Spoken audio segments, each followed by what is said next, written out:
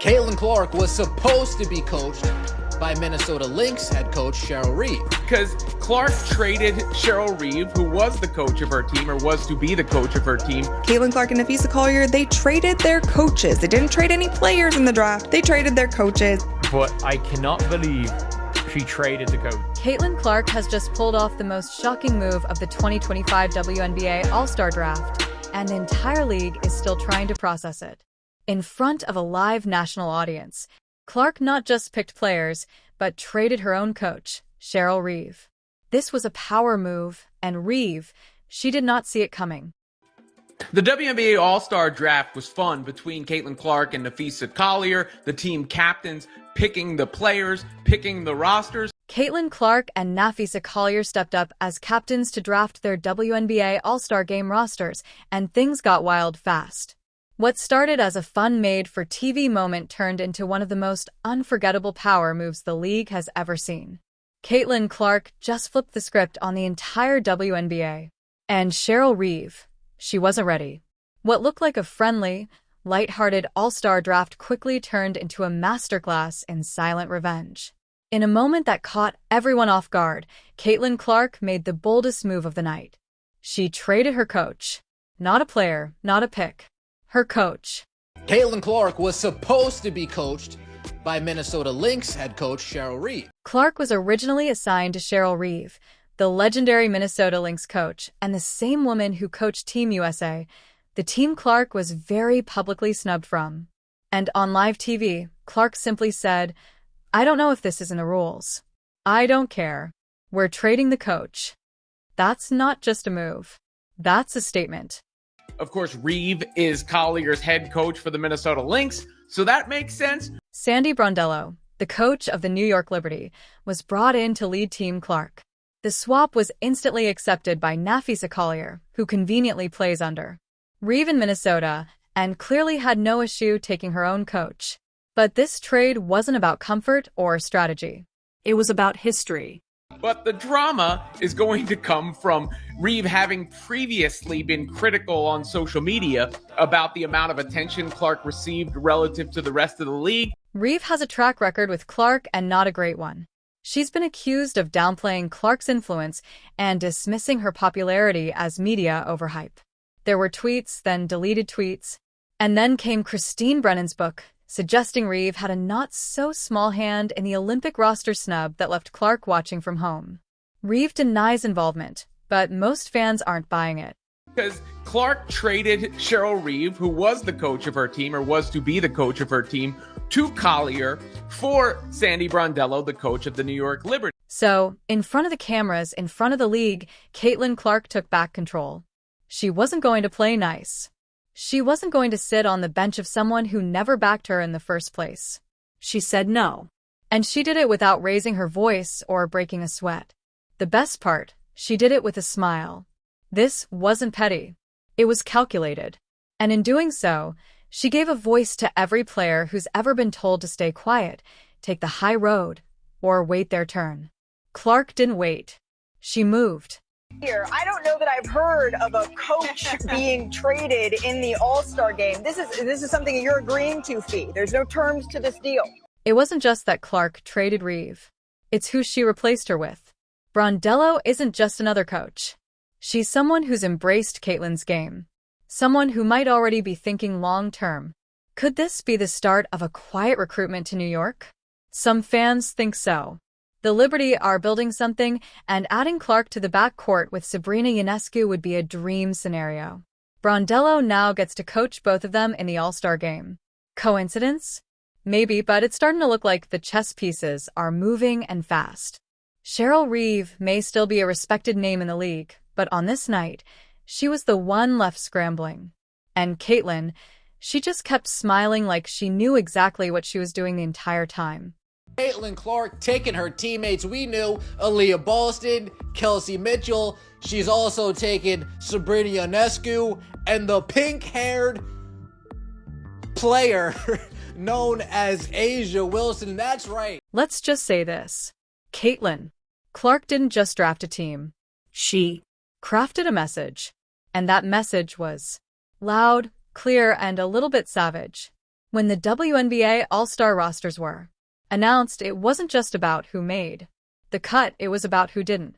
Because Clark didn't just build a squad. She built a circle of trust. If you've said anything sideways about her in the last 18 months, congrats. You're watching from the other bench. She made sure she picked no ops, as people like to call them. She made sure there were no ops on her team. And Caitlin Clark also wound up with all of the Fever members on her squad as well, meaning Aaliyah Boston, Clark, and Kelsey Mitchell will be a trio in Indianapolis. Clark's draft strategy could be summed up in one now iconic meme. Team Caitlin. No ops allowed. That went viral within minutes because, well, it was true. She loaded up her roster with friends, allies, and teammates she shared the court with before. Sonia Citron, former Team USA buddy. Gabby Williams has never said a bad word about her. Kikian. Young, fast, and far from the drama. And, of course, she grabbed every Fever teammate available. Aaliyah Boston and Kelsey Mitchell were a lock from the jump. Even her wild card picks made sense. She picked none of her rivals, other than Aja Wilson, because, as Ken Swift's graphic says, Team Caitlin, no ops allowed, except Aja. Sata Sabali, one of the loudest pro-Clark voices in the league, always defending Fever fans and hyping up the new wave. And then there was A.A. Wilson. Now look, everyone saw this coming. A.A. is a generational talent, a two-time MVP, and arguably the best player in the world right now. Caitlin might be selective, but she's not delusional. She knows a super team when she sees one, and A.A. Wilson was not getting passed up just because of some awkward press moments. So, yes, A.A. made the no ops allowed squad, but she's the exception, not the rule. Here she picks her teammate, Courtney Williams. She picks her UConn alum, Brianna Stewart, Paige Beckers. Now, while Clark was silently stacking her Avengers-level lineup, Nafisa Collier was stirring up some TV gold of her own. On live television during the actual draft, Collier dropped the line of the night. When Angel Reese's name came up, she leaned into the mic and said, "Mebound." Yep, the very word that once dragged Reese through WNBA Twitter hell. And who was sitting 2 seats over when that happened? Caitlin Clark. Clark's reaction was stone cold. No smirk, no laugh, not even a raised eyebrow, just a frozen stare.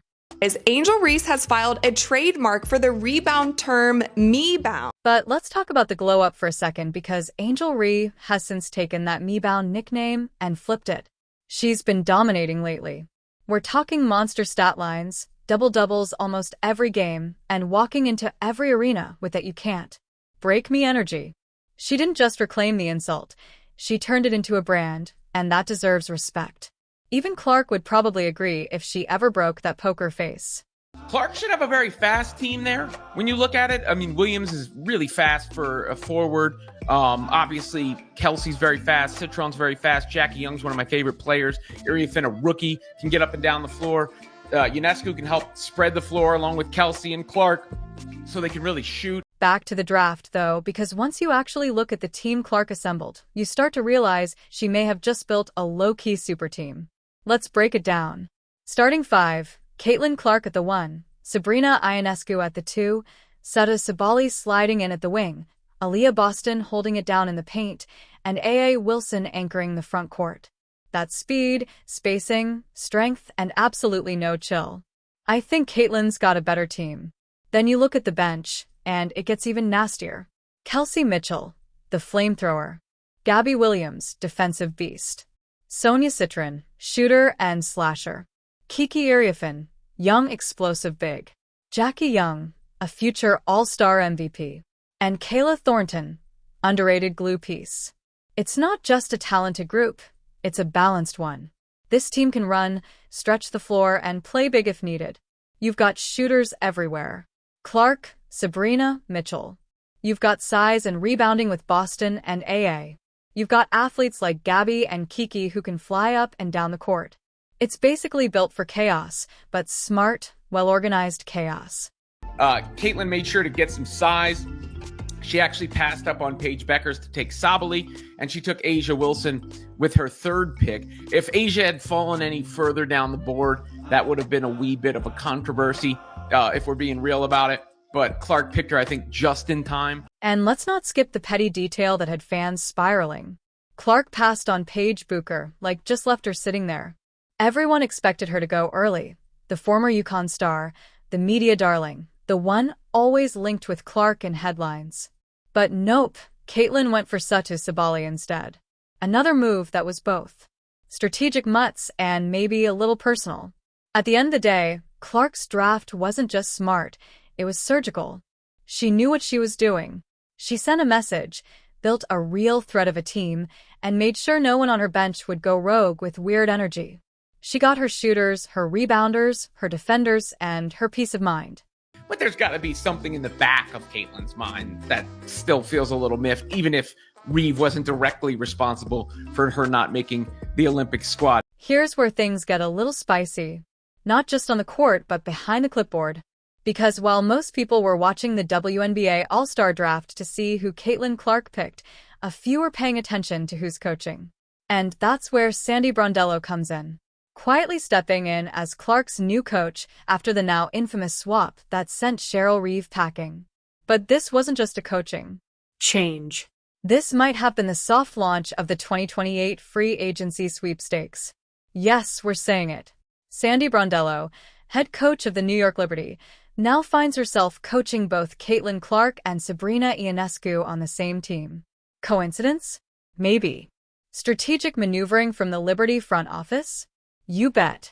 She has surpassed everybody in the amount of time that she has played in the WNBA. She fills up every arena in every town that she goes to. Teams have to go to bigger arenas. Look, Clark isn't eligible for free agency anytime soon. But this is how it starts. You get her in the room. You build chemistry. You show her what it could feel like to be in a system where the coach actually believes in her full skill set.